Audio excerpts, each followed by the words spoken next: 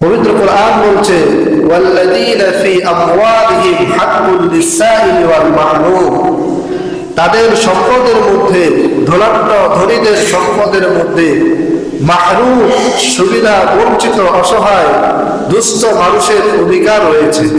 এটা এইভাবে যদি আমরা বলি যে একজন পিতা সে কামাই করে, কিন্তু তার এই কামাইয়ের মধ্যে তার ছেলে সন্তানের অধিকার রয়েছে, তার স্ত্রীর অধিকার রয়েছে।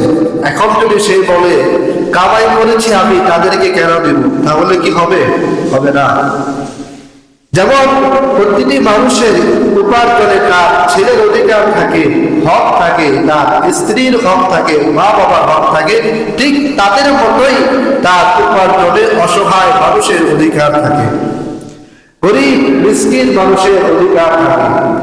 অতএব সে অধিকার যেমন আপনি আপনার ছেলে সন্তানের অধিকার তাদেরকে দিয়ে দিচ্ছেন, ঠিক একইভাবে অসহায় মানুষের অধিকার আপনাকে দিয়ে দিতে হবে।